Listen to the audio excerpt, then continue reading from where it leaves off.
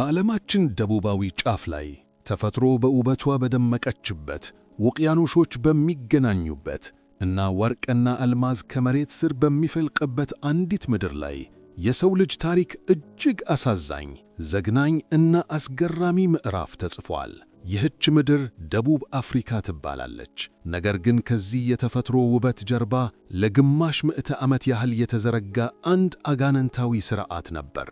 የሰውን ልጅ በማንነቱ፣ በቆዳው ቀለም እና በዘሩ ብቻ የሚመዝን፣ ጥቁር በመሆንህ ብቻ እንደ እንስሳ የምትቆጠርበት፣ መብትህ የሚገፈፍበት፣ መኖሪያህ የሚነጠቅበት እና በገዛ ሀገርህ ባዕድ የምትሆንበት ሥርዓት። ይህ ሥርዓት አፓርታይድ ይባላል። ትርጉሙም መለያየት ማለት ነው። አፓርታይድ ዝም ብሎ በአጋጣሚ የተፈጠረ ጭቆና አልነበረም። በሕግ የተደገፈ፣ በመንግሥት መዋቅር የተደራጀ፣ በፖሊስና በጦር ሰራዊት የተጠበቀ፣ አልፎ ተርፎም በሃይማኖት ተቋማት ሳይቀር የፈጣሪ ፍቃድ ነው ተብሎ እስከ መሰበክ የደረሰ ፍጹም የክፋት ማሽን ነበር። በዚህ ቪዲዮ ይህ ዘግናኝ ሥርዓት ከየት እንደመነጨ፣ እንዴት እንደተገነባ፣ በሚሊዮኖች የሚቆጠሩ ጥቁር ደቡብ አፍሪካውያን ላይ ያደረሰውን መከራና በመጨረሻም በጀግኖች ልጆቿ ደም እና አጥንት እንዴት ሊፈረስ እንደቻለ ከመጀመሪያው እስከ መጨረሻው በዝርዝር እንመለከታለን። ይህ የጭቆና ብቻ ሳይሆን የማይበገረው የሰው ልጅ መንፈስና የነጻነት ትግል ታሪክ ነው። ለአንድ አፍታ ቪዲዮን ላይክና ሰብስክራይብ በማድረግ ለቻናላችን ድጋፋችሁን አሳዩን። የአፓርታይድ ታሪክ የሚጀመረው በ1948 አይደለም። የሥርዓቱ ሥረ መሠረት ወደ ኋላ ተመልሶ ከ300 ዓመታት በፊት የተተከለ ነው። ታሪኩ የሚጀመረው ኤፕሪል 6 1652 ላይ ነው። በወቅቱ የዓለም የንግድ ኃያል የነበረችው ኔዘርላንድስ ሆላንድ የደች ኢስት ኢንዲያ ኩባንያ ቪኦሲ የተባለ ግዙፍ የንግድ ተቋም ነበራት። ይህ ኩባንያ ከአውሮፓ ተነስቶ ወደ እስያ በተለይም ኢንዶኔዥያና ህንድ ቅመማ ቅመሞችን ለመነገድ ለሚያደርገው ረጅም የባህር ላይ ጉዞ መርከቦቹ የሚያርፉበት፣ ውሃ፣ አትክልትና ሥጋ የሚጭኑበት ማረፊያ ጣቢያ አስፈለገው። ለዚህ ዓላማ ሲባል ያን ቫን ሪቤክ የተባለ የኩባንያው ሠራተኛ ከተወሰኑ ሰዎች ጋር በመሆን በደቡብ አፍሪካ ደቡባዊ ጫፍ ኬፕ ታውን ላይ አረፈ።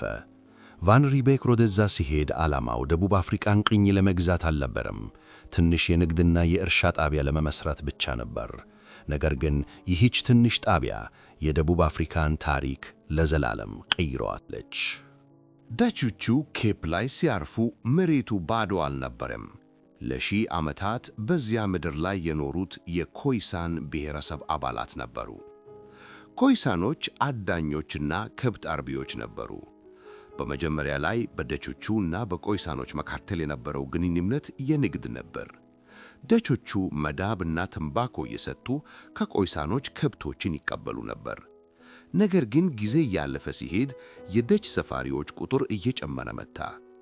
ኩባንያው ለሰራተኞቹ የራሳቸውን መሬት ይዘው እንዲያርሱ ፈቀደላቸው።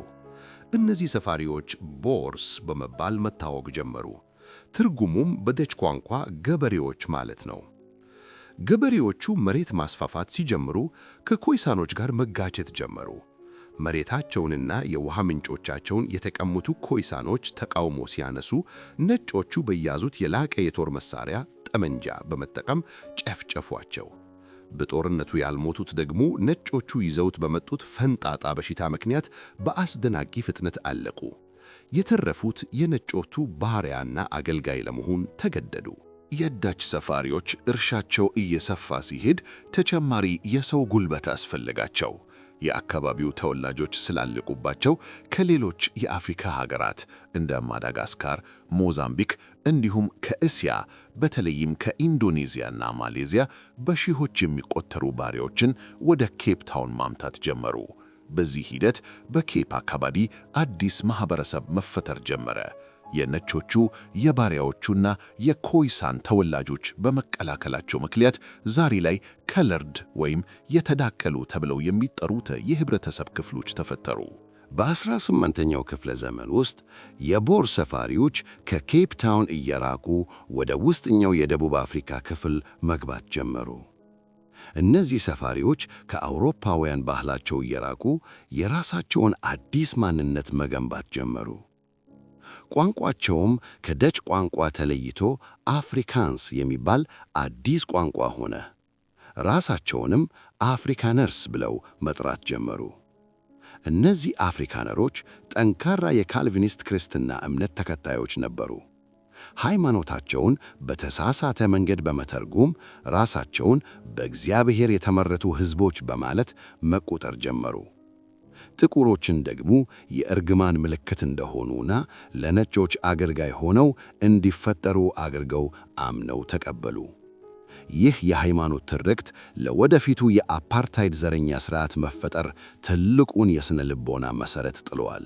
ደቡብ አፍሪካ ሌላ ትልቅ የታሪክ ማዕበል አስተናገደች። ብሪታንያ እንግሊዝ ኬፕታውንን በወታደራዊ ኃይል ተቆጣጠረች። የእንግሊዞች መምጣት ለቦሮች አፍሪካነሮች ትልቅ ራስ ምታት ሆነባቸው። እንግሊዞች የራሳቸውን ሕግ፣ ቋንቋና አስተዳደር አመጡ። ከሁሉም በላይ ደግሞ በ1833 እንግሊዝ በመላው ግዛቶቿ የባሪያ ንግድን አገደች። ባሪያዎች ነፃ መውጣታቸው የቦር ገበሬዎችን እጅግ አስቆጣቸው። ምክንያቱም የቦሮች ኢኮኖሚና የሕይወት ዘይቤ ሙሉ በሙሉ የተመሠረተው በጥቁሮች የባሪያ ጉልበት ላይ ነበር። በተጨማሪም እንግሊዞች ጥቁሮችና ነጮች በሕግ ፊት እኩል ናቸው የሚል አዋጅ ማውጣታቸው ራሳቸውን እንደ የበላይ አድርገው ለሚቆጠሩት ቦሮች ፈጽሞ ሊዋጥላቸው አልቻለም። በዚህ የተማረሩት በ10 ሺዎች የሚቆጠሩ ቦሮች ጋሪዎቻቸውን፣ ከብቶቻቸውንና ቤተሰቦቻቸውን ይዘው የእንግሊዝን ግዛት በመተው ወደ ሰሜንና ምስራቅ ደቡብ አፍሪካ ረጅምና አድካሚ ጉዞ ጀመሩ። ይህ በታሪክ ታላቁ ጉዞ ወይም ዘ ግሬት ትሬክ በመባል ይታወቃል። ይህ ጉዞ ለቦሮች የጀግንነትና የማንነት መገለጫቸው ነው። ነገር ግን ወደ ውስጥ ሲገቡ ባዶ መሬት አላገኙም። ዙሉ፣ ዞሳ እና ሶቶ የተባሉ ኃያላንና የተደራጁ የጥቁር አፍሪካውያን መንግስታት በዚያ ነበሩ። ቦሮች ከነዚህ ጥቁር ማህበረሰቦች ጋር ደም አፋሳሽ ጦርነቶችን አደረጉ። ከነዚህም ውስጥ በ1838 የተደረገው የብለድ ሪቨር ጦርነት ዋናው ነው። በጥቂት መቶ ቦሮችና በ10 ሺዎች በሚቆጠሩ የዙሉ ጦረኞች መካከል በተደረገው በዚህ ጦርነት ቦሮች ባላቸው የጦር መሳሪያ ብልጫ አሸነፉ። ጦርነቱን ከማሸነፋቸው በፊት ከፈጣሪያቸው ጋር ቃል ኪዳን ገብተው እንደነበርና ከአሸነፉ ቀኑን እንደ ሰንበት እንደሚያከብሩት ቃል ገብተው ነበር። ይህ ድል አፍሪካነሮች እግዚአብሔር ከእኛ ጋር ነው፣ ይህችን ምድር የሰጠን እሱ ነው የሚለውን የተዛባ እምነታቸውን ይበልጥ እንዲያጠናክሩ አደረጋቸው። በመጨረሻም ቦሮች የራሳቸውን 2 ነፃ ሪፐብሊኮች ትራንስቫልና ኦሬንጅ ፍሪ ስቴት መሰረቱ።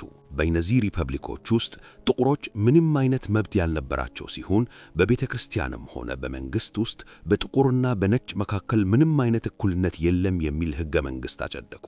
ይህ የአፓርታይድ የመጀመሪያው ሕጋዊ ዘር ነበረ። ደቡብ አፍሪካ አብዛኛው መሬቷ ለግብርና ብቻ የሚያገለግል በዓለም ፖለቲካ ውስጥ ብዙም ትኩረት ያልተሰጣት ሀገር ነበረች። ነገር ግን በ1867 እና በ1886 የተከሰቱ 2 አጋጣሚዎች የሀገሪቱን ታሪክ፣ ኢኮኖሚና የዘር ግንኙነት ሙሉ በሙሉ ዘልዝለው ቀይረውታል። በመጀመሪያ በ1867 በኪምበርሊ አካባቢ እጅግ ግዙፍ የሆነ የአልማዝ ክምችት ተገኘ። ከ20 ዓመታት በኋላ በ1886 ደግሞ በዊትዋተርስራንድ አሁን ጆሐንስበርግ ባለችበት አካባቢ በዓለማችን ታሪክ ታይቶ የማይታወቅ ግዙፍ የወርቅ ማዕድን ተገኘ። ይህ ግኝት ደቡብ አፍሪካን ከደሃ የገበሬ ሀገርነት በአንዴ የዓለም የኢኮኖሚ ማዕከልነት ቀየራት። ከዓለም ዙሪያ በተለይም ከአውሮፓ ሀብት ፈላጊ ነጮች ወደ ደቡብ አፍሪካ ጎረፉ። ጥቁር ደቡብ አፍሪካውያንም ከገጠር ማሳቸው እየፈለሱ በነጮች በሚመራው የማዕደን ማውጫ ውስጥ በአነስተኛ ክፍያና በአስከፊ ሁኔታ ውስጥ ለመስራት ተገደዱ። የማዕደን ኢንዱስትሪው ከፍተኛ ጉልበት ይፈልግ ስለነበር ነጮቹ የካፒታሊዝም ስግብግባንነት ከዘረኝነት ጋር በማዋሃድ ጥቁሮችን እንደ ርካሽ የጉልበት ማሽን ብቻ መጠቀም ጀመሩ። ጥቁሮች ማዕደን ማውጫው አካባቢ ባሉ በተከለሉና አጥር ባላቸው ካምፖች ውስጥ እንደ እንስሳ ታግሮ እንዲኖሩ ተደረገ። ወርቁና አልማዙ የተገኘው የቦር አፍሪካኖሮች ሪፐብሊኮች ውስጥ ነበር። እንግሊዝ የዓለም ኃያል ሀገር እንደመሆኗ ይህን ማዕድን ለቦሮች አሳልፋ ለመስጠት ፈጽሞ አልፈለገችም። ይህ ፍላጎት በ1899 ታላቁን የደቡብ አፍሪካ ጦርነት አንግሎ ቦር ዋር ቀሰቀሰ። በእንግሊዝ ግዙፍ ጦርና በቦር ገበሬዎች ተዋጊዎች መካከል የተደረገው ይህ ጦርነት እጅግ አውዳሚ ነበር። ቦሮቹ አካባቢውን ስለሚያውቁት የደፈጣ ውጊያ ግሪላ ዋርፌር በመጠቀም እንግሊዞችን ክፉኛ አሰቃዩዋቸው። እንግሊዞች ጦርነቱን ለማሸነፍ ሲሉ እጅግ አረመኔያዊ የሆነ ስልት ተጠቀሙ። የተቃጠለ መሬት ፖሊሲ ስኮርች ዘ ኤርዝ ፖሊሲ በመውጣት የቦሮችን እርሻዎች አቃጠሉ፣ ከብቶቻቸውን ገደሉ። ከዚህም አልፈው የቦር ሴቶችና ሕፃናትን በማፈስ በዓለም ታሪክ ለመጀመሪያ ጊዜ የማጎሪያ ካምፖች ኮንሰንትሬሽን ካምፕስ ውስጥ አስገቧቸው። በእነዚህ ካምፖች ውስጥ በነበረው ረሃብና በሽታ ከ26000 በላይ የቦር ሴቶችና ሕፃናት አለቁ። በነገራችን ላይ በዚሁ ጦርነት ከ20000 በላይ ጥቁሮችም በማጎሪያ ካምፖች ሕይወታቸውን አጥፍተዋል። ነገር ግን ታሪክ ብዙ ጊዜ የነጮቹን መከራ ብቻ ነው የሚያስታውሰው። በመጨረሻም እንግሊዞች ጦርነቱን አሸነፉ፣ ቦሮች ተሸነፉ። ነገር ግን ይህ ሽንፈትና በማጎሪያ ካምፕ የደረሰባቸው ሰቆቃ በአፍሪካነሮች ስነልቦና ውስጥ ጥልቅ የሆነ የጥላቻና የበቀል ስሜት ተወ። ራሳቸውን እንደ ተበዳይ፣ እንደ ተገፉና የራሳቸውን መብት ለማስጠበቅ ማንኛውንም ነገር ከማድረግ ወደ ኋላ እንደማይሉ ሕዝቦች ቆጠሩ። ይህ የተበዳይነት ስነልቦና ቪክቲምሁድ ሜንታሊቲ በኋላ ላይ አፓርታይድን ሲፈጥሩ ለፈጸሙት ኪካኔ እንደ ማስተባበያ አገልግሏቸዋል። ከጦርነቱ በኋላ እንግሊዞች ሀገሪቱን ለማረጋጋት ሲሉ ከተሸነፉት የቦር መሪዎች ጋር እርቅ ፈጠሩ። በ1910 አራቱንም የደቡብ አፍሪካ ግዛቶች ኬፕ፣ ናታል፣ ትራንስቫል እና ኦሬንጅ ፍሪ ስቴት በማዋሃድ የደቡብ አፍሪካ ኅብረት ዩኒየን ኦፍ ሳውት አፍሪካ መሠረቱ። ይህ ኅብረት ሲመሠረት እንግሊዞችና ቦሮች የፖለቲካና የኢኮኖሚ ስልጣኑን ተካፈሉ። ነገር ግን የሀገሪቱ አብዛኛው ክፍል የሆኑት ጥቁር ደቡብ አፍሪካውያን ከዚህ የፖለቲካ ስምምነት ሙሉ በሙሉ ተገለሉ። ድምፅ የመስጠት መብት አልተሰጣቸውም። በሀገራቸው ጉዳይ ላይ ምንም አይነት ውሳኔ እንዳያሳልፉ ተደረጉ። ነጮቹ በመካከላቸው የነበረውን ቅራኔ ፈተው ጥቁሩን ሕዝብ በጋራ ለመጨቆን ተስማሙ። ይህን አስከፊ መገለል የተረዱት ጥቁር ምሁራን፣ የባህል መሪዎችና የሃይማኖት አባቶች በ1912 በብሎምፎንቴን ከተማ ተሰብስበው የደቡብ አፍሪካ የአገሪቱ ተወላጆች ብሔራዊ ኮንግረስ ሳንክ-እን መሠረቱ። ይህ ድርጅት በኋላ ስሙን በመቀየር የአፍሪካ ብሔራዊ ኮንግረስ ANC አፍሪካን ናሽናል ኮንግረስ የተባለው እና አፓርታይድን የታገለው ታላቁ ፓርቲ ነው። ነጮቹ በኅብረቱ ፓርላማቸው ውስጥ የመጀመሪያውንና እጅግ አውዳሚ የሆነውን ሕግ በ1913 አወጡ። ይህ ሕግ የአገሪቱ ተወላጆች መሬት አዋጅ ኔቲቭስ ላንድ አክት ኦፍ 1913 ይባላል። ይህ አዋጅ ጥቁር ደቡብ አፍሪካውያን ከመላው የአገሪቱ መሬት 7 በመቶውን ብቻ እንዲይዙ፣ ቀሪውን 93 በመቶ መሬት ደግሞ ምርጥና ለም የሆነውን መሬት በሙሉ ከሕዝቡ 20 በመቶ ብቻ ለሚሆኑት ነጮች እንዲሰጥ አደረገ። ጥቁሮች በነጮቹ መሬት ላይ መሬት መግዛትም ሆነ መከራየት ተከለከሉ። ይህ ሕግ በሚሊዮኖች የሚቆጠሩ ጥቁር ገበሬዎችን በአንዲት ጀንበር መሬት አልባ አደረጋቸው። የደቡብ አፍሪካ ፖለቲከኛ የነበረው ሶል ፕላቲዬ ስለዚህ ሕግ ሲጽፍ ጥቁሩ ደቡብ አፍሪካዊ አርብ ዕለት ማታ የራሱ መሬት ጌታ ሆኖ ተኝቶ ቅዳሜ ጠዋት ሲነሳ ግን በገዛ ሀገሩ ላይ ስደተኛና ለማኝ ሆኖ ነቃ ብሏል። አፓርታይድ በስም ሳይታወጅ በተግባር ግን ሥርዓቱ በዚህ መልክ የጥቁሮችን ሕይወት እያንቆረቆረ መጣ። ከሁለተኛው የዓለም ጦርነት በኋላ ዓለም ወደ አዲስ ምዕራፍ እየተሸጋገረች ነበር። በናዚ ጀርመን የተፈጸመው የዘር ማጥፋት ወንጀል የዓለምን ሕዝብ ዘረኝነት ምን ያህል አደገኛ እንደሆነ ስላስተማረው ቅኝ ግዛቶች መፍረስ ጀመሩ። የሰብአዊ መብቶች ትኩረት አገኙ። ነገር ግን በደቡብ አፍሪካ የተከሰተው የዚህ ተገላቢጦሽ ነበር። በ1940ዎቹ ውስጥ ደቡብ አፍሪካ የኢኮኖሚ ቀውስ አጋጥሟት ነበር። ብዙ ድሃ የነበሩ አፍሪካነሮች ነጮች ወደ ከተሞች ሲሰደዱ ከጥቁሮች ጋር በሥራና በመኖሪያ ቤት ይወዳደሩ ጀመር። የአፍሪካነር ብሔረተኞች አፍሪካነር ናሽናሊስትስ ይህ ሁኔታ የነጮችን ዘር ንጽሕና ያበላሻል፣ የነጮችንም የበላይነት ያጠፋል የሚል ስጋት አደረባቸው። እነዚህ ብሔረተኞች የብሔራዊ ፓርቲ ናሽናል ፓርቲ በሚል የፖለቲካ ድርጅት ስር ተሰበሰቡ። መሪያቸው ዳንኤል ፍራንሷ ማላን የተባለ የቀድሞ የቤተ ክርስቲያን መሪ ነበር። በ1948 በተካሄደው ብሔራዊ ምርጫ ድምፅ የሰጡት ነጮች ብቻ መሆናቸውን ልብ ይበሉ። የብሔራዊ ፓርቲ የምርጫ ቅስቀሳውን ያደረገው በአንድ ቃል ላይ ተመስርቶ ነበር። ያም ቃል አፓርታይድ የሚል ነበር። አፓርታይድ በአፍሪካንስ ቋንቋ መነጠል፣ መለያየት ወይም ለየብቻ መሆን ማለት ነው።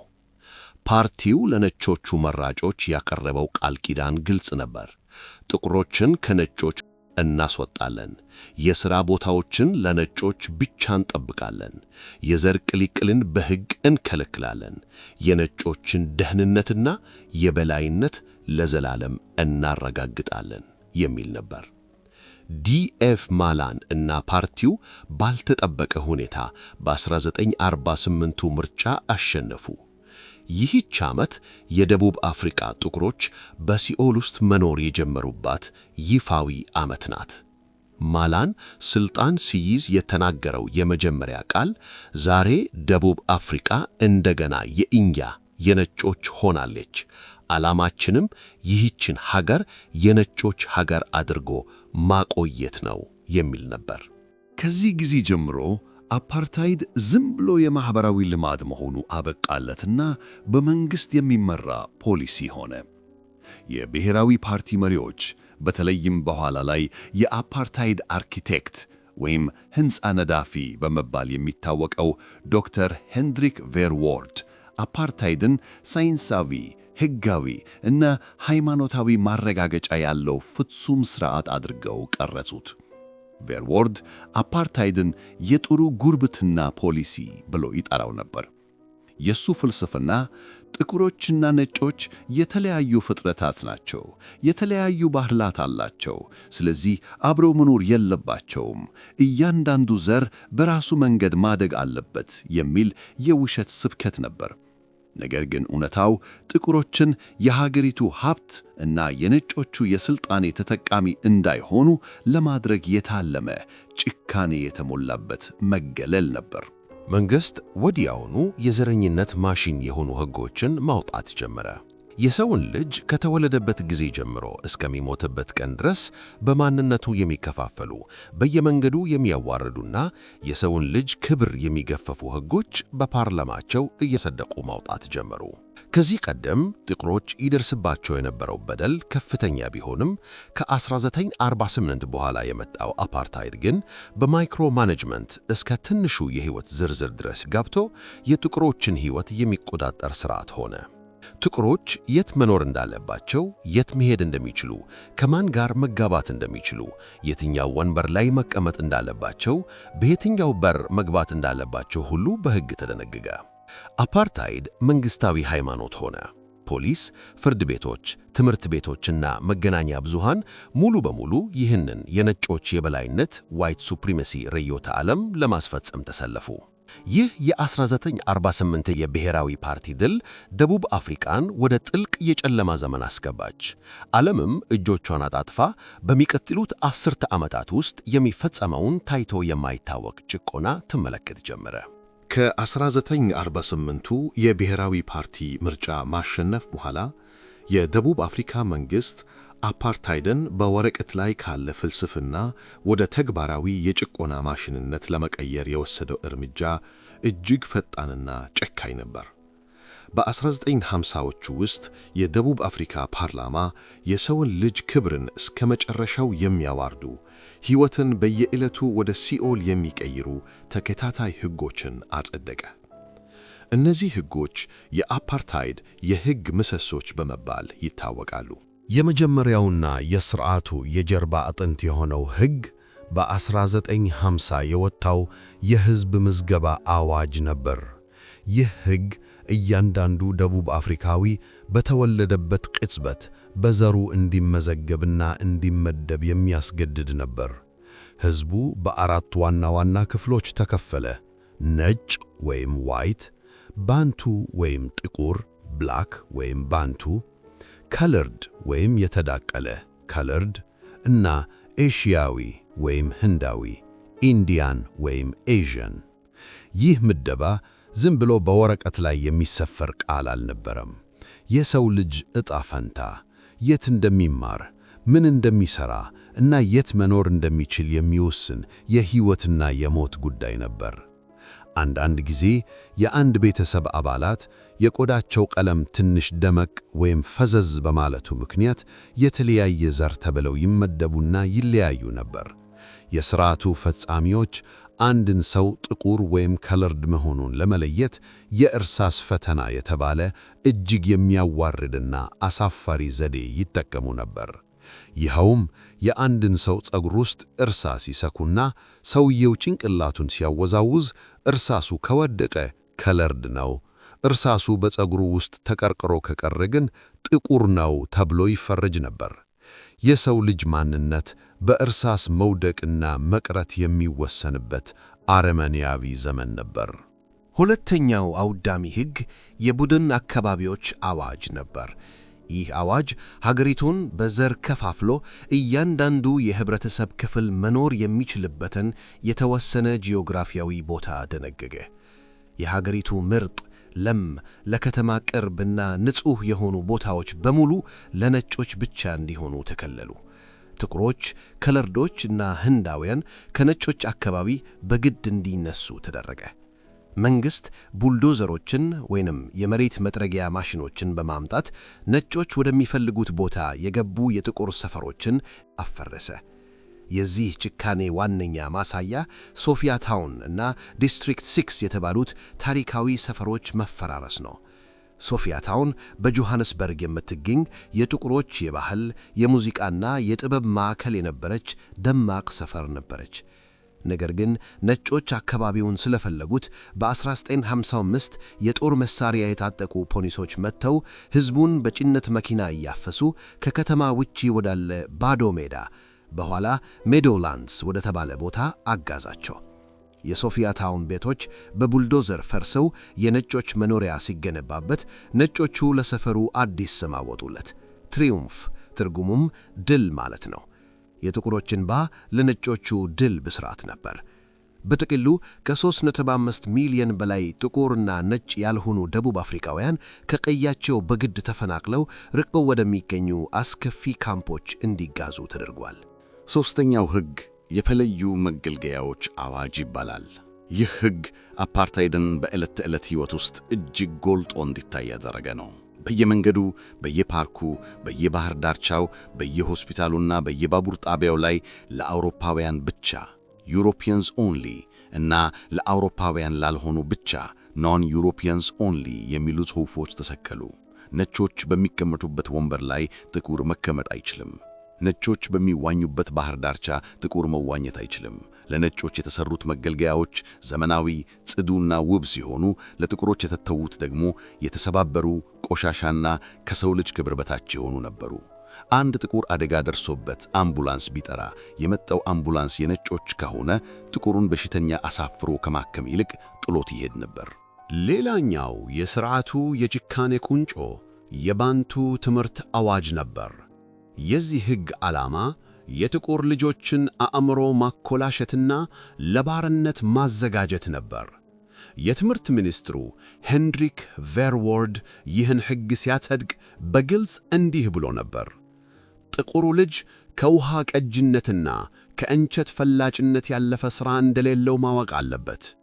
የሂሳብና የሳይንስ ትምህርት ለጥቁሮች ማስተማር ትርጉም የለውም። በዚህም መሠረት ለጥቁር ትምህርት ቤቶች የሚሰጠው በጀት በከፍተኛ ሁኔታ ተቀነሰ። ጥቁር ሕፃናት በሚያፈሱ ጣሪያዎች ስር መጽሐፍ በሌለበት ክፍል የነጮችን ታላቅነት እና የራሳቸውን የበታችነት እንዲያጠኑ ተገደዱ። አፓርታይድ አካልን ብቻ ሳይሆን የጥቁሮችን አእምሮና የወደፊት ተስፋ ጭምር ለመቆለፍ የተዘረጋ መረብ ነበር። ይህ ሁሉ አልበቃ ብሎ የአፓርታይድን ጭቆና እጅግ አስከፊ ያደረገው የፓስፖርት ሕግ ወይም ፓስ ሎስ ነበር። እያንዳንዱ ጥቁር ሰው ሴትም ሆነ ወንድ ዶም ፓስ የሚባል ትንሽ ማስታወሻ ደብተር መሰል መታወቂያ ሌሊትም ሆነ ቀን በኪሱ ይዞ መዞር ግዴታው ነበር። ይህ ፓስፖርት የሰውየውን ፎቶ፣ የጣት አሻራ፣ አሰሪው ማን ነው፣ የት ነው የሚሰራው እና ወደ ነጮች ከተማ ለመግባት ፈቃድ አለው ወይ የሚለውን ሁሉ የሚመዘግብ ሰነድ ነበር። ፖሊስ በማንኛውም ሰዓት አንድን ጥቁር በመንገድ ላይ አስቁሞ ፓስፖርትህን አሳይ ፓስ የማለት ሙሉ መብት ነበረው። ፓስፖርቱ ከሌለው ወይም በፈቃድ በሌለው የነጮች አካባቢ ከተገኘ ወዲያውኑ ታስሮ ወደ እስር ቤት ይጣላል ወይም ወደ ገጠር እንዲጋዝ ይደረጋል። በየዓመቱ በመቶ ሺዎች የሚቆጠሩ ጥቁሮች በዚህ የፓስፖርት ሕግ ምክንያት ብቻ ይታሰሩ ነበር። ባሎች ከሚስቶቻቸው፣ አባቶች ከልጆቻቸው በዚህ ሕግ ምክንያት በየቀኑ ይነጠሉ ነበር። የፓስፖርት ሕጉ ጥቁር ደቡብ አፍሪካውያንን በገዛ ሀገራቸው ላይ እንደ ባዕድና እንደ ወንጀለኛ እንዲቆጠሩ አደረገ። አፓርታይድ የጭቆና ክንዱን እያጠበቀ ሲመጣ የጥቁር ደቡብ አፍሪካውያን ትዕግስትም እያለቀ መጣ። ቀደም ሲል በ1912 የተመሠረተው የአፍሪካ ብሔራዊ ኮንግረስ ANC በብዛት የተማሩ ዶክተሮችና ጠበቆች የሚበዙበት፣ መንግሥትን በደብዳቤ በልመና እና በሰላማዊ አቤቱታ መብት የሚጠይቅ የጨዋዎች ስብሰባ ነበር። ነገር ግን ይህ አካሄድ አፓርታይድን ሊያቆመው ቀርቶ የነጮቹን ንቅት ብቻ ነበር ያተረፈው። በ1940ዎቹ አጋማሽ ላይ በኤኤንሲ ውስጥ አንድ ትልቅ የትውልድ ለውጥ ተፈጠረ። ወጣት፣ ደፋር እና ንሁር የሆኑ ጥቁሮች የፓርቲውን የአመራር ዘይቤ መቃወም ጀመሩ። ከነዚህም መካከል ኔልሰን ማንዴላ፣ ኦሊቨር ታምቦ፣ ዋልተር ሲሱሉ እና አንቶን ለምቤዴ ይገኙበታል። እነዚህ ወጣቶች በ1949 የኤኤንሲ የወጣቶች ሊግ መሠረቱ። አቋማቸውም ግልጽ ነበር። በደብዳቤና በልመና የምናመጣው ነፃነት የለም። ሕዝቡን ወደ አደባባይ አውጥተን የሥራ ማቆም አድማ በማድረግ እና ሕጎችን ሆን ብለን በመጣስ መንግሥትን ማንበርከክ አለብን የሚል ነበር። ወጣቶቹ ቀስ በቀስ የፓርቲውን አመራር በመቆጣጠር በ1949 የተግባር መርሃ ግብርን አጸደቁ። ይህ ኤኤንሲን ከልመና ወደ ተቃውሞ የለወጠ ታሪካዊ ምዕራፍ ነበር። በ1940ዎቹ አጋማሽ ላይ በኤኤንሲ ውስጥ አንድ ትልቅ የትውልድ ለውጥ ተፈጠረ። ወጣት፣ ደፋርና ምሁር የሆኑ ጥቁሮች የፓርቲውን የአመራር ዘይቤ መቃወም ጀመሩ። ከነዚህም መካከል ኔልሰን ማንዴላ፣ ኦሊቨር ታምቦ፣ ዋልተር ሲሱሉና አንቶን ለምቤዴ ይገኙበታል። እነዚህ ወጣቶች የኤኤንሲ የወጣቶች ሊግን መሠረቱ። አቋማቸውም ግልጽ ነበር። በደብዳቤና በልመና የምናመጣው ነፃነት የለም። ሕዝቡን ወደ አደባባይ አውጥተን የሥራ ማቆም አድማ በማድረግና ሕጎችን ሆን ብለን በመጣስ መንግሥትን ማንበርከክ አለብን የሚል ነበር። ወጣቶቹ ቀስ በቀስ የፓርቲውን አመራር በመቆጣጠር በ1949 የተግባር መርሃ ግብርን አጸደቁ። ይህ ኤኤንሲን ከልመና ወደ ተቃውሞ የለወጠ ታሪካዊ ምዕራፍ ነበር። በ1952 የኤኤንሲ ከደቡብ አፍሪካ ህንዳውያን ኮንግረስ ጋር በመተባበር የእምቢተኝነት ዘመቻ የተባለ ግዙፍና ሰላማዊ የተቃውሞ ንቅናቄ ጀመረ። የዚህ ዘመቻ ዓላማ ጥቁሮችና ህንዳውያን ሆን ብለው ያለምንም የጦር መሳሪያ ኢፍትሐዊ የሆኑትን የአፓርታይድ ሕጎች መጣስ ነበር። በሺዎች የሚቆጠሩ ጥቁሮች ለነጮች ብቻ በተባሉ ወንበሮች ላይ ተቀመጡ። ከሰዓት እላፊ በኋላ በመንገድ ላይ ተንቀሳቀሱ። ፓስፖርታቸውን ይዘው መዞር አቆሙ። ፖሊሶች መጥተው ሲያስሯቸውም በደስታ እየዘመሩ እና አፍሪካ እያሉ ድምፃቸውን እያሰሙ ወደ እስር ቤት ይገቡ ነበር። ዓላማው እስር ቤቶችን አቅም በማጨናነቅ የሥርዓቱን አስተዳደር ሽባ ማድረግ ነበር። በዚህ ዘመቻ ከ8,000 በላይ ሰዎች ታሰሩ። መንግሥት ምንም እንኳን ዘመቻውን በኃይል ቢደመስሰውም ኤኤንሲ ግን የሕዝብ ፓርቲ መሆኑን አረጋገጠ። አባላቱም ከጥቂት ሺዎች ወደ 100,000 አደጉ። የትግሉ መንፈስ በመላው ሀገሪቱ ተከታተለ። በ1955 ደግሞ ትግሉ ሌላ ታሪካዊ እርምጃ ተራመደ። ኤኤንሲ ከተለያዩ የህብረተሰብ ክፍሎች ከህንዳውያን፣ ከከለርዶች እንዲሁም ዴሞክራሲን ከሚደግፉ ነጮች ጋር በመተባበር በክሊፕታውን ከተማ የህዝብ ኮንግረስ ወይም ኮንግረስ ኦፍ ዘ ፒፕል የተባለ ታላቅ ጉባኤ አዘጋጀ። ከ3000 በላይ ተወካዮች ከተለያዩ የሀገሪቱ ክፍሎች ተሰበሰቡ። በዚህ ጉባኤ ላይ የነጻነት ቻርተር ወይም ፍሪደም ቻርተር የተባለ ታሪካዊ ሰነድ ጸደቀ። ቻርተሩ የሚጀምረው እኛ የደቡብ አፍሪካ ህዝቦች ለሀገራችንና ለዓለም ሁሉ የምናሳውቀው ደቡብ አፍሪካ በውስጧ ለሚኖሩ ህዝቦቿ በሙሉ ጥቁርም ሆነ ነጭ የእኩልነት ሀገር መሆኗን ነው በሚል ነበር። ቻርተሩ እኩል የመምረጥ መብትን፣ የመሬት ክፍፍልን፣ የትምህርት መብትንና ሰብአዊ መብቶችን የሚጠይቅ የዴሞክራሲ ማኒፌስቶ ነበር። ነገር ግን የአፓርታይድ መንግስት ይህንን ቻርተር እንደ ኮሚኒስታዊ አብዮትና መንግስትን በኃይል የመገልበጥ ሙከራ አድርጎ ወሰደው። በ1956 መገባደጃ ላይ መንግስት በሌሊት የፖሊስ አሰሳ 156 የነጻነት ቻርተሩን አርቃቂዎችና መሪዎችን ኔልሰን ማንዴላን ጨምሮ አሰረ። እነዚህ መሪዎች በሀገር ክህደት ወንጀል ትሪዝን ትራያል ተከሰው ፍርድ ቤት ቀረቡ። ፍርድ ቤቱ ለዓመታት የተጓተተ ሲሆን በመጨረሻም ሁሉም ተከሳሾች መንግስትን በኃይል ለመጣል እንዳሰቡ ማስረጃ ስላልተገኘባቸው በነፃ ተሰናበቱ። ነገር ግን ይህ ክስ መሪዎቹን ለዓመታት ከህዝብ ትግል ለማራቅ የረዳ የመንግስት ስልት ነበር። በእነዚህ የትግል ዓመታት ውስጥ የደቡብ አፍሪካ ሴቶች ያደረጉት ተጋድሎ ለዘላለም በወርቅ ቀለም የሚጻፍ ነው። መንግስት እጅግ አዋራጅ የሆነውን የፓስፖርት ሕግ ከወንዶች አልፎ በሴቶችም ላይ ተግባራዊ ለማድረግ ሲወስን የጥቁርና የሌሎች ብሔረሰብ ሴቶች እሳተ ገሞራ ሆኑ። ኦገስት 9 1956 ከ20 ሺህ በላይ የሚሆኑ ሴቶች ልጆቻቸውን አዝለው ባህላዊ ልብሳቸውን ለብሰው በፕሪቶሪያ ወደሚገኘው የመንግስት ቤተ መንግስት ዩኒየን ቢልዲንግስ ታላቅና ሰላማዊ ሰልፍ አደረጉ። ሰልፉን የሚመሩ የነበሩት እንደ አልበርቲና ሲሱሉ፣ ሊሊያን ንንጎኢ እና ሄሌን ጆዜፍ የመሳሰሉ ጀግኖች ነበሩ። ጠቅላይ ሚኒስትሩ ሊያናግራቸው ፈቃደኛ ባይሆንም ሴቶቹ በቤተ መንግስቱ ፊት ለፊት የፓስፖርት ደብተሮቻቸውን በመጣል ለ30 ደቂቃ ያህል በፍጹም ዝምታ ተቃውሟቸውን አሰሙ። ከዚያም አንድ ላይ ሆነው ታሪካዊ የሆነውን መፈክር ዘመሩ። ዎቲንት አባፋዚ ዎቲንት ኢምቦቆዶ፣ ትርጉሙም ሴቶችን ነካህ ማለት አለት ድንጋይ ነካህ ማለት ነው፣ ትደቃለህ የሚል ነበር። ይህ የሴቶች ድፍረት የተሞላበት ተቃውሞ አፓርታይድ የቱን ያህል የህዝቡን ቁጣ እንደቀሰቀሰ የሚያሳይ ደማቅ ማሳያ ነበር። የ1960ዎቹ መግቢያ በደቡብ አፍሪካ ታሪክ ውስጥ የደም የእንባና አቅጣጫን በከፍተኛ ሁኔታ የቀየረ የሽግግር ዘመን ነበር። ምንም እንኳን ኤኤንሲና ሌሎች ድርጅቶች ሰላማዊ ትግልን አጥብቀው ቢይዙም አፓርታይድ ግን የጭካኔ መጠኑን ከመጨመር ወደ ኋላ አላለም። በኤኤንሲ ውስጥ የነበሩ አንዳንድ አባላት ከነጮችና ከህንዳውያን ጋር መስራት የለብንም፣ አፍሪካ የጥቁሮች ብቻ ናት የሚል ጽንፈኛ አቋም በማረማመድ ከኤኤንሲ ተገንጥለው የፓን አፍሪካኒስት ኮንግረስ ፒኤሲ የተባለ ፓርቲ በሮበርት ሶቡኩዌ መሪነት መሰረቱ። ፒኤሲ ገና እንደተመሰረተ በሀገሪቱ ውስጥ ህዝቡን እጅግ እያሰቃየ ያለውን የፓስፖርት ሕግን ለመቃወም ታላቅ ዘመቻ ጠራ። ማርች 21 1960 የፓርቲው አባላትና ደጋፊዎች ፓስፖርታቸውን እቤት ጥለው በሰላማዊ መንገድ ወደ ፖሊስ ጣቢያዎች በመሄድ ያለ ፓስፖርት ተገኝተናል እና እሰሩን በማለት ፖሊስን ለመሞገት ተስማሙ። በጆሃንስበርግ ደቡባዊ ክፍል በምትገኘው ሻርፕቪል በተባለች የጥቁሮች መንደር ከ5000 እስከ 7000 የሚገመቱ ጥቁሮች ወንዶች፣ ሴቶችና ሕፃናት እየዘመሩ ወደ አካባቢው ፖሊስ ጣቢያ አመሩ። ሰልፉ ፍጹም ሰላማዊ፣ የደስታ መንፈስ የነበረበት ነበር። ፖሊሶቹ ግን በታጠቁ መኪኖችና በከባድ ማሽነሪ መሳሪያዎች ማሽንጋኖች ተከበው ነበር።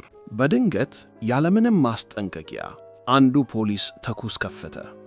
ወዲያውኑ ሌሎች ፖሊሶችም ወደ ሕዝቡ ያለ ርኅራኄ እሩምታ መተኮስ ጀመሩ። ሰላማዊው ሕዝብ በድንጋጤ ሲሸሽ፣ ፖሊሶቹ ተኩሳቸውን አላቆሙም ነበር። በጥቂት ደቂቃዎች ውስጥ የሻርፕቪል አደባባይ በደም ጎረፈ። 69 ጥቁር ደቡብ አፍሪካውያን ሲገደሉ ከ180 በላይ የሚሆኑት ክፉኛ ቆሰሉ።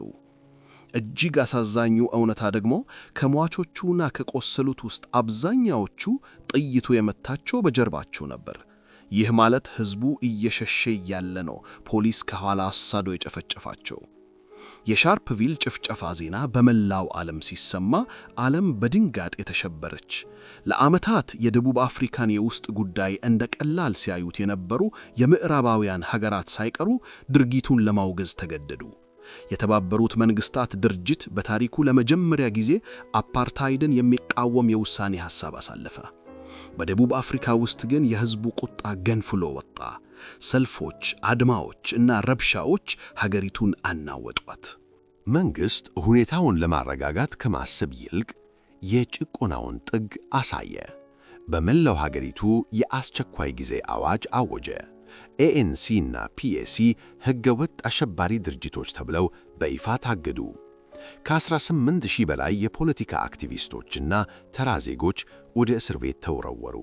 መንግሥት የፖለቲካ መሪዎችን በማሰር እና ፓርቲዎችን በማገድ የነጻነት ትግሉን ለዘላለም የደመሰሰው መሰለው። ነገር ግን ኤኤንሲ ወደ መሬት ስር በመግባት ትግሉን ለመቀጠል ወሰነ። ኔልሰን ማንዴላ እና ሌሎች የአመራር አባላት አንድ ከባድ እውነታ ላይ ደረሱ። አምባገነኑ የአፓርታይድ መንግሥት ለሰላማዊ ጥያቄዎች መልስ የሚሰጠው በጥይትና በጭፍጨፋ ከሆነ ከዚህ በኋላ በሰላማዊ መንገድ ብቻ መታገል ራስን ማስፈጀት ነው ብለው ደምደሙ።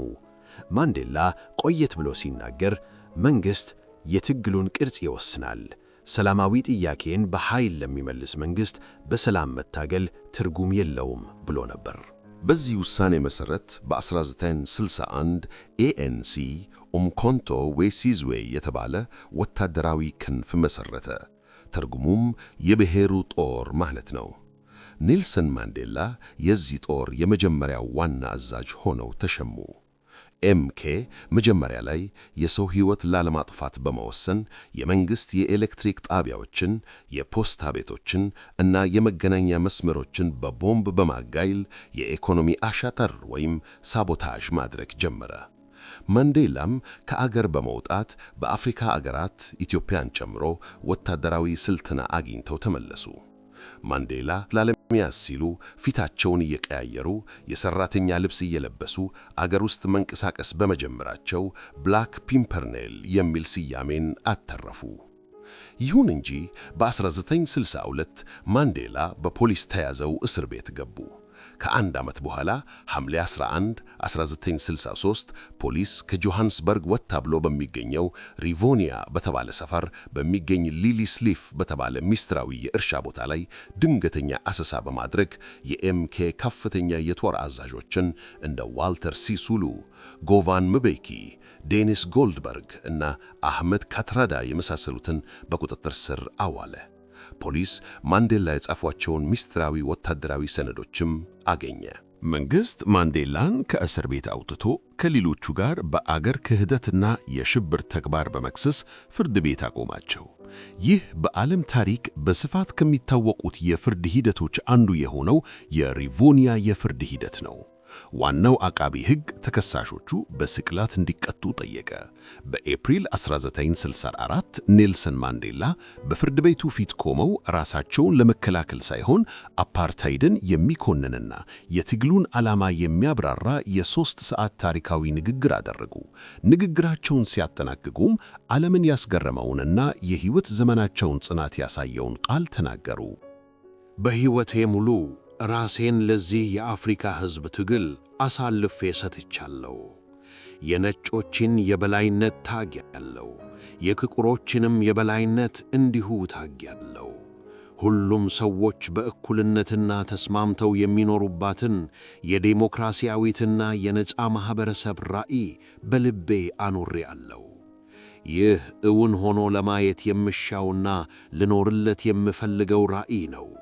ነገር ግን አስገዳጅ ከሆነ ለዚህ ራዕይ ስል ለመሞትም ዝግጁ ነኝ። ፍርድ ቤቱ በሞት ቅጣት ፈንታ ማንዴላንና 7ቱን ጓዶቻቸውን በዕድሜ ልክ እስራት እንዲቀጡ ፈረደባቸው። ወዲያውኑም በጥቁር ውቅያኖስ በተከበበችው ቀዝቃዛና ጭው ባለችው ሮበን ደሴት ወደሚገኘው የጸጥታ ጥበቃ እስር ቤት ተጓጓዙ። መሪዎቹ ወደ እስር ቤት ሲወረወሩ፣ የፖለቲካ ፓርቲዎቹም ሲታገዱ፣ የአፓርታይድ መንግሥት ትግሉን ለዘላለም የቀበረው መስሏል። ጸጥታው የሰፈነ ይመስል ነበር። ነገር ግን ይህ ጸጥታ ታላቁ ማዕበል ከመነሳቱ በፊት የሚታይ የአጭር ጊዜ ብቻ ነበር።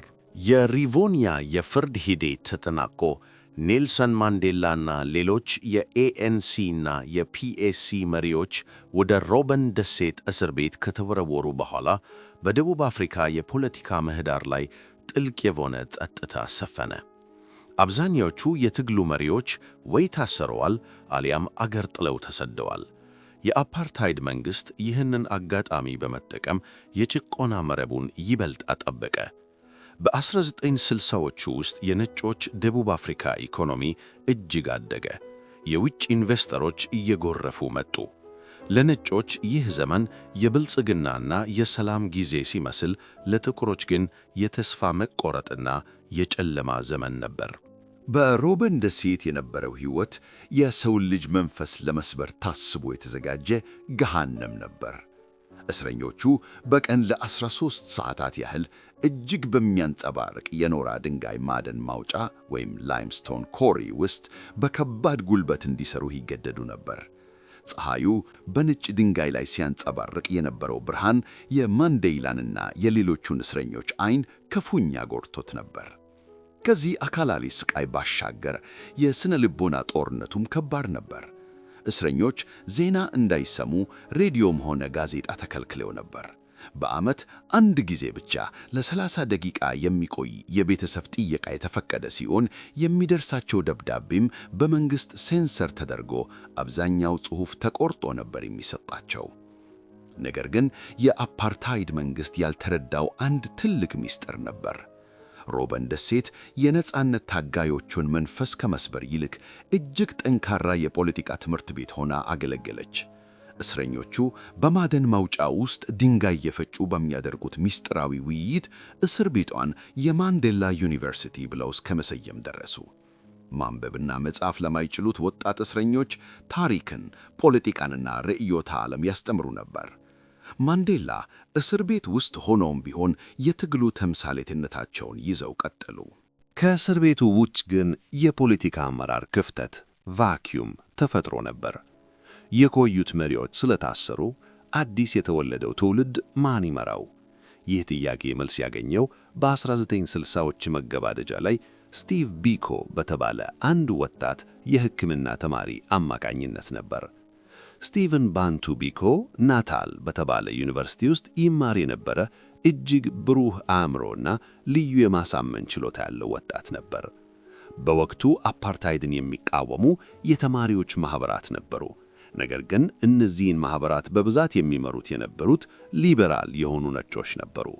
ስቲቭ ቢኮ ይህ አካሄድ ትክክል እንዳልሆነ ተረዳ። ጥቁሮች የራሳቸውን ትግል በራሳቸው መምራት አለባቸው እንጂ ሁልጊዜ በነጮች ጥላ ስር መሆን የለባቸውም ብሎ አመነ። በዚህም መሠረት በ1968 የደቡብ አፍሪካ ተማሪዎች ድርጅት ሳሶ የተባለ ጥቁሮች ብቻ ያሉበትን አዲስ ማኅበር መሠረተ። ከዚህ ማኅበር መፈጠር ጋር ተያይዞ አንድ አዲስና አብዮታዊ ፍልስፍና ተወለደ። ይህ ፍልስፍና የጥቁር ንቃተ ህሊና ብላክ ኮንሽስነስ ሙቭመንት BCM ይባላል።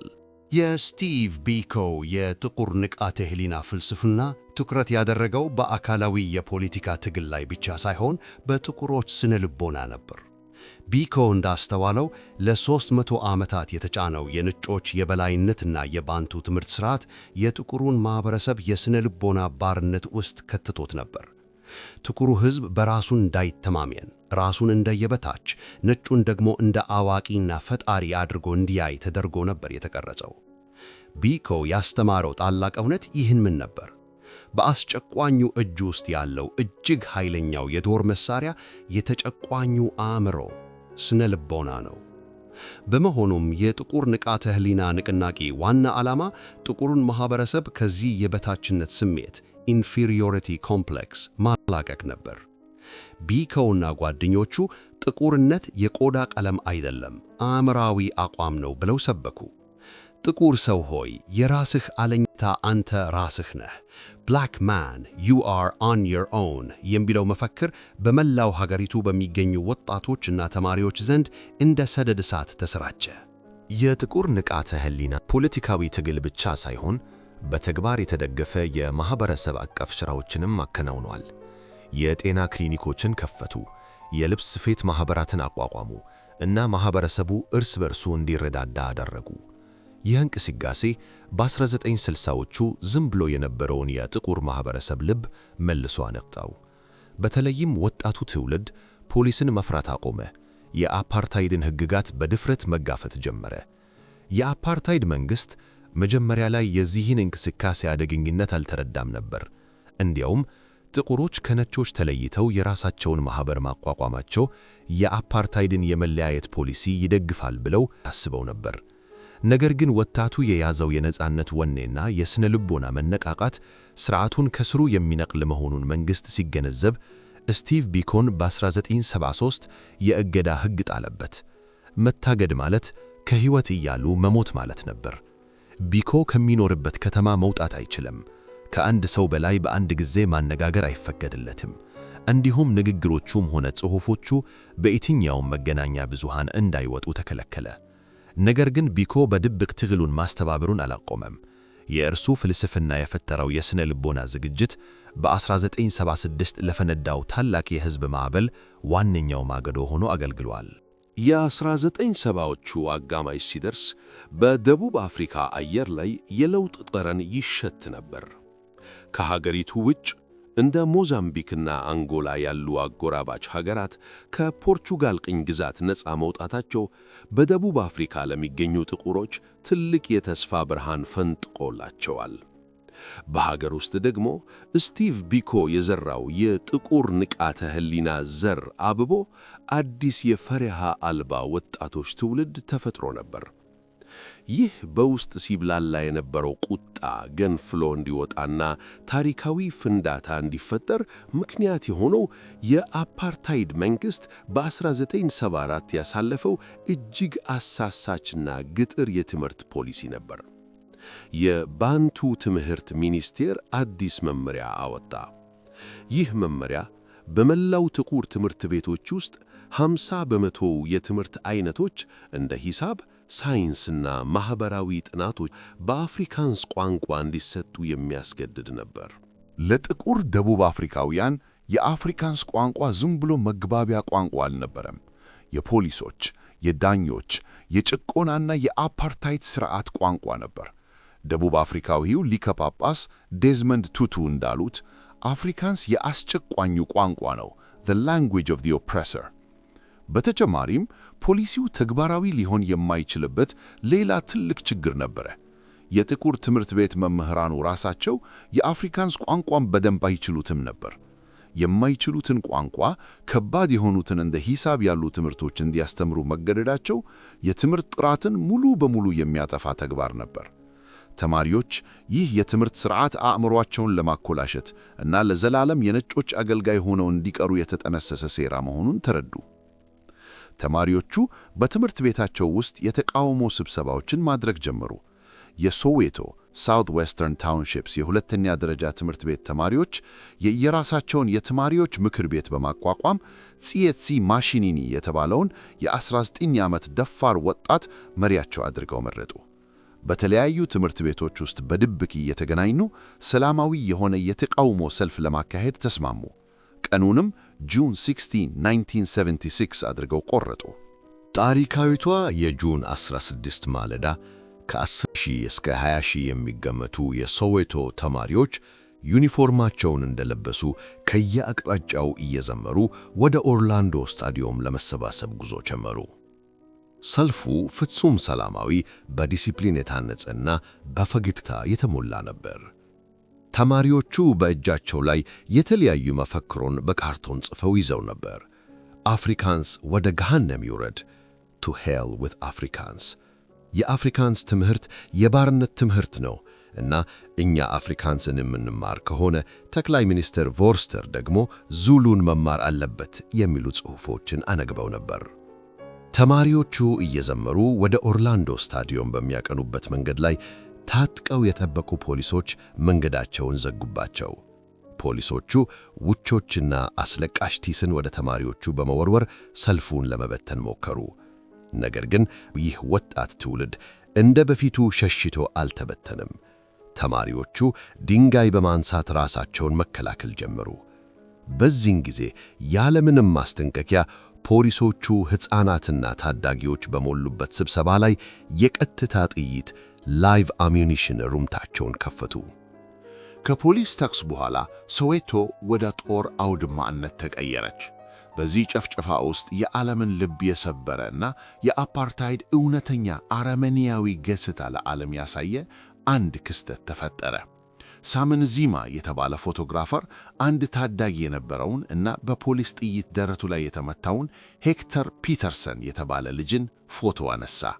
በፎቶው ላይ ምንቡይሳ ማኩቦ የተባለ ሌላ ታዳጊ ደሙ የሚፈሰውን ሄክተር በእጆቹ አቅፎ ሲሮጥ፣ የሄክተር እህት አንቶኔት ደግሞ በድንጋጤ እና በለቅሶ አብራቸው ስትሮጥ ይታያል። ይህች አንዲት ፎቶግራፍ በማግስቱ በዓለም ዙሪያ በሚገኙ የጋዜጣ የፊት ገጾች ላይ ስትወጣ ዓለም በአፓርታይድ ጭካኔ ላይ ክፉኛ አነባች። የሄክተር ፒተርሰን ስምም የትግሉ ሰማዕትነት ትምሳሌት ሆኖ ለዘላለም ተቀረጸ። የፖሊሶቹ ጨፍጨፋ የሶዌቶን ወጣቶች ከማስፈራራት ይልቅ ወደ ብስጭት እና ቁጣ ነው የለወጣቸው። በዚያኑ ዕለት ተማሪዎቹ በመንግሥት ቁጥጥር ስር የነበሩ የቢራ መጠጫ ቤቶችን፣ የመንግሥት አስተዳደር ቢሮዎችን እና የባንቱ ትምህርት ተቋማትን በእሳት አጋዩ። አመቹ ከሶዌቶ አልፎ በመላ ደቡብ አፍሪካ በሚገኙ የጥቁር ሰፈሮች ውስጥ ተቀጣጠለ። ለተከታታይ ወራት በዘለቀው በዚህ አብዮት እንደ መንግሥት መረጃ 176፣ እንደ ታዛቢዎች መረጃ ግን ከ700 በላይ ሰዎች፣ አብዛኞቹ ተማሪዎች በፖሊስ ተገደሉ። በሺዎች የሚቆጠሩ ታሰሩ። ከሶዌቶ ዓመፅ በኋላ የደቡብ አፍሪካ የነጻነት ትግል ሙሉ በሙሉ መልኩን ቀየረ። በሺዎች የሚቆጠሩ ወጣቶች ትምህርታቸውን አቋርጠው አገር ጥለው በመውጣት በስደት ወደሚገኘው የኤኤንሲ ወታደራዊ ክንፍ ኤምኬ ተቀላቀሉ። እነዚህ ወጣቶች የ76ቱ ትውልድ በመባል የሚታወቁ ሲሆን የደከመውን የትጥቅ ትግል በአዲስ ደም አነቃቁት። የአፓርታይድ መንግሥት ለዚህ ሁሉ ዓመፅ ተጠያቂው የጥቁር ንቃተ ሕሊና አባት የሆነው ስቲቭ ቢኮ ነው ብሎ ደመደመ። ፖሊሶች ቢኮን በመንገድ ላይ አገኝተው አሰሩት። ፖርት ኤሊዛቤት ወደሚገኘው የፖሊስ ጣቢያ ወስደውም ለቀናት እጅግ ዘግናኝ የሆነ ድብደባና ስቃይ ፈጸሙበት። ከድብደባው ብዛት የጭንቅላት ደም መፍሰስ አጋጠመው። ፖሊሶች የሕክምና እርዳታ መስጠት ከሚችሉት ራቁቱ አስረው በላንድሮቨር መኪና ጀርባ ላይ ጥለው ወደ ፕሪቶሪያ ለ700 ኪሎ ሜትሮች ነዱት። ስቲቭ ቢኮ ሴፕቴምበር 12 1977 በፕሪቶሪያ እስር ቤት ውስጥ በ30 ዓመቱ በሰማዕትነት ሕይወቱ አለፈ። መንግሥት በምግብ አድማ ነው የሞተው ብሎ ቢዋሽም ዶናልድ ውድስ የተባለ ደፋር የነጭ ጋዜጠኛና የቢኮ ጓደኛ ፖሊስ እንደገደለው የሚያሳዩትን የድብደባ ፎቶዎች ለዓለም ይፋ አደረገ። የስቲቭ ቢኮ አሟሟት የአፓርታይድ መንግሥት ዕርቃኑን ያስቀረና የዓለምን ማዕቀብና ቁጣ ወደ ደቡብ አፍሪካ ያመጣ ትልቅ የታሪክ ማዞሪያ ሆነ። የሶዌቶ ዓመፅና የቢኮ ሞት አፓርታይድ ማብቂያው እንደተቃረበ የሚያሳዩ ታላላቅ የውድቀት ደወሎች ነበሩ። የ1980ዎቹ አስርተ ዓመታት በደቡብ አፍሪካ ታሪክ ውስጥ አፓርታይድ በሞት አፋፍ ላይ ሆኖ የሚያደርገውን የመጨረሻውን የጭካኔ ትግልና የሕዝቡን የማይበገር የማዕበል ግስጋሴ ያስተናገደ እጅግ ደም አፋሳሽና ወሳኝ ዘመን ነበር። ከሶዌቶ ዓመፅና ከስቲቭ ቢኮ ግድያ በኋላ የአፓርታይድ መንግሥት በአንድ በኩል በሕዝባዊ ዓመፅ፣ በሌላ በኩል ደግሞ በዓለም አቀፍ ጫና መሃል ተቀርቅሮ ነበር። በዚህ ወቅት የሀገሪቱን ጠቅላይ ሚኒስትርነት በኋላም ፕሬዝዳንትነት የያዙት ፒ.ደብልዩ. ቦታ ነበሩ።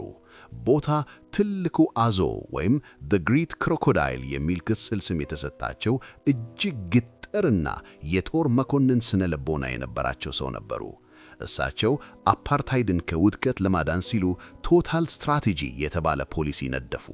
የዚህ ፖሊሲ ዓላማ በአንድ በኩል ለዓለም አቀፉ ማህበረሰብ እየተሻሻልን ነው የሚል የውሸት የማስመሰያ ማሻሻያዎችን ማድረግ፣ በሌላ በኩል ደግሞ የጦር ሰራዊቱን ወይም SADFን ወደ ጥቁር ሰፈሮች በማስገባት የተቃውሞ ድምፆችን በኃይል ማዳፈን ነበር። ቦታ ዓለምን ለማታለል በ1983 አዲስ ሕገ መንግሥት አጸደቁ። ይህ ሕገ መንግሥት ባለ 3 ምክር ቤት ፓርላማ የሚባል ሥርዓት ፈጠረ። ይኸውም ለነጮች፣ ለከለርዶች የተዳቀሉ እና ለህንዳውያን የየራሳቸው የፓርላማ ምክር ቤት ሰጠ። የዚህ ዓላማ የጥቁሮችን የነጻነት ትግል ለመከፋፈል እና ከለርዶችና ህንዳውያን ከነጮቹ ጎን እንዲቆሙ ለማድረግ የተሸረበ ሴራ ነበር። ነገር ግን ይህ ማሻሻያ የሀገሪቱን ከ70 በመቶ በላይ የሚሆነውን ጥቁር ሕዝብ ሙሉ በሙሉ እናንተ ዜጎች ስላልሆናችሁ ድምፅ አይኖራችሁም የሚለውን የድሮ ዘረኛ አቋም ያጸና ነበር። ይህ የቦታ የማስመሰያ ፖለቲክ ጥቁሮችን እንደውም ከመቼውም ጊዜ በላይ አስቆጣቸው። በ1983 የተለያዩ የሰራተኛ ማኅበራት፣ የሴቶች ተቋማት፣ የተማሪዎች እንቅስቃሴዎች እና የሃይማኖት አባቶች ከ600 በላይ ድርጅቶች በአንድነት በመሰባሰብ የተባበሩት ግንባር ዩናይትድ ዴሞክራቲክ ፍሮንት የተባለ ግዙፍ ጥምረት መሠረቱ። UDF በስደት ላይ የነበረው የANC የሀገር ውስጥ ሕጋዊ ክንፍ ሆኖ ማገልገል ጀመረ። የUDF መሪዎች እንደ ሊቀ ጳጳስ ዴዝሞንድ ቱቱ፣ ቄስ አለን ቦሳክ እና ሲሪል ራማፖሳ የመሳሰሉ ጠንካራ ሰላማዊ ታጋዮች ነበሩ።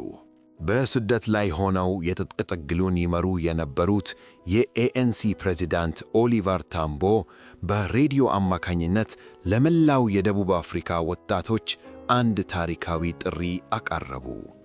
ሀገሪቱን አፓርታይድ ሊያስተዳድራት ወደማይችልበት ደረጃ አድርሷት አሉ። ይህ ጥሪ ሲሰማ የደቡብ አፍሪካ የጥቁር ሰፈሮች ወደ ፍጹም የጦር ቀጠናነት ተቀየሩ።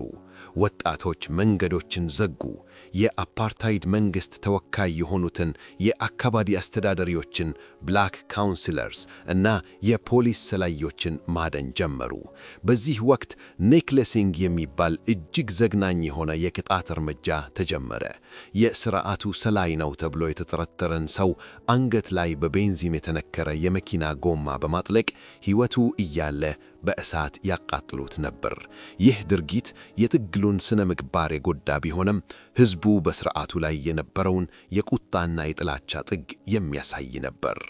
መንግሥት ሀገሪቱን መቆጣጠር ሲያቅተው PW በ1985 በኋላም በ1986 በመላው ሀገሪቱ የአስቸኳይ ጊዜ አዋጅ አወጁ። በሺዎች የሚቆጠሩ ወታደሮች በታጠቁ መኪኖችና ሄሊኮፕተሮች ታግዘው ወደ ጥቁር ሰፈሮች ገቡ። ደቡብ አፍሪካ ወታደራዊ መንግሥት ወደ መሆን ተሸጋገረች። ከ30,000 በላይ ሰዎች፣ አብዛኞቹ ወጣቶችና ሕፃናት ያለምንም ፍርድ ቤት ትዕዛዝ ታሰሩ። ፖሊሶች የሕዝብን ስብስብ በካሜራ የሚቀረጹ ጋዜጠኞችን ማሰርና ማባረር ጀመሩ። አፓርታይድ የደም ጥማቱን በይፋ ማርካት ቀጠለ። ነገር ግን አፓርታይድ በሀገር ውስጥ በሕዝብ እምቢተኝነት እየተናነቀ ባለበት በዚህ ሰዓት ሌላኛው የና ገዳዩ ምት የመጣው ከዓለም አቀፉ ማኅበረሰብ ነበር። ለብዙ አስርተ ዓመታት አሜሪካንና እንግሊዝን የመሳሰሉ ምዕራባውያን ሀገራት አፓርታይድን በአፍሪካ የኮሚኒዝም መስፋፋትን የሚገታ ወዳጅ መንግሥት በሚል በለዘበ ዓይን ያዩት ነበር። ነገር ግን በ1980ዎቹ የነበረው የቴሌቪዥን ስርጭት እድገቱ የፖሊሶችን ጭካኔና የሕፃናትን ግድያ በየቀኑ በዓለም ዙሪያ የሚገኙ የሕዝብ ሳሎኖች ውስጥ እንዲታይ አደረገው። በአሜሪካና በአውሮፓ የሚገኙ የዩኒቨርሲቲ ተማሪዎች የዳይቨስትመንት ዘመቻ ጀመሩ። ዩኒቨርሲቲዎቻቸው፣ ባንኮችና ኮምፓኒዎች በደቡብ አፍሪካ ውስጥ ያፈሰሱትን የኢንቨስትመንት ገንዘብ አክሲዮን እንዲያወጡ አስገደዱ። እንደ ባርክሌይስ እና ቼዝ ማንሃታን የመሳሰሉ ግዙፍ ዓለም አቀፍ ባንኮች ለደቡብ አፍሪካ መንግሥት ብድር በራቸውን ዘጉ። እንደ ፎርድ፣ አይቢኤም እና ኮካኮላ የመሳሰሉ ግዙፍ ኩምፓኒዎች ፋብሪካዎቻቸውን ዘግተው ከሀገሪቱ ወጡ።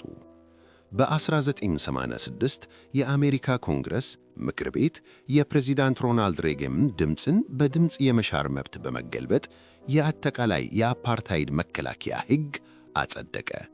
ይህ ሕግ በደቡብ አፍሪካ ላይ ከባድ የኢኮኖሚ ማዕቀብ ጣለ። በተጨማሪም ደቡብ አፍሪካ ከዓለም አቀፍ ስፖርታዊ ውድድሮች እንደ ኦሎምፒክና ራግቢ የመሳሰሉት ሙሉ በሙሉ ተገለለች። የነጮቹ ደቡብ አፍሪካውያን ዓለም በራፏን ሲዘጋባት፣ ኢኮኖሚዋ ሲያሽቆለቁልና ገንዘቧ ራንድ አቅሙን ሲያጣ፣ ይህ ሥርዓት ከዚህ በኋላ ሊቀጥል አይችልም የሚለውን መራራ እውነት መዋጥ ጀመሩ። ከዚህ ሁሉ በላይ ደግሞ የኔልሰን ማንዴላ ስም በዓለም ዙሪያ የነጻነት ተምሳሌት ሆኖ ጎላ። በ1988 በእንግሊዝ ዌምብሌ ስታዲየም የማንዴላን 70ኛ ዓመት ልደት ለማክበር የተዘጋጀውን ታላቅ የሙዚቃ ኮንሰርት በዓለም ዙሪያ ከ600 ሚሊዮን በላይ ሰዎች በቴሌቪዥን ተከታትለውታል። ማንዴላን ፍቱ፣ ፍሪ ኔልሰን ማንዴላ የሚለው ጩኸት ከእንግሊዝ እስከ አሜሪካ፣ ከአውስትራሊያ እስከ እስያ አስተጋባ። በ1989 መገባደጃ ላይ ፒደብሊው ቦታ በስትሮክ በሽታ ምክንያት ሥልጣን ለመልቀቅ ሲገደዱ፣ አፓርታይድ በኢኮኖሚ የደቀቀ በሕዝብ ዓመፅ የነደደና በዓለም የተጠላ ሬሳ ሆኖ ነበር አዲሱን 10 ዓመት የተቀበለው። የ1989 የዓለምን የፖለቲካ ካርታ የለወጠ ዓመት ነበር። የበርሊን ግንብ ፈረሰ፣ የቀዝቃዛው ጦርነት አበቀ፣ እናም የሶቪየት ኅብረት መፍረስ ጀመረች። ይህ የዓለም አቀፍ ፖለቲካ ለውጥ ለደቡብ አፍሪካ ትልቅ አንድምታ ነበረው። የአፓርታይድ መንግሥት ለምዕራባውያን ይሸጥ የነበረው የነጻነት ትግሉ የኮሚኒስቶች ሴራ ነው የሚለው ሰበብ ከዚህ በኋላ ውሃ አላነሳም። ፒደብሊው ቦታን ተክቶ የብሔራዊ ፓርቲው የአፓርታይድ መንግሥት ፕሬዚዳንት የሆኑት ኤፍደብሊው ዲክለርክ ይህንን ታሪካዊ እውነታ በሚገባ የተረዱ እና እጅግ ስልጣዊ የሆኑ ፖለቲከኛ ነበሩ።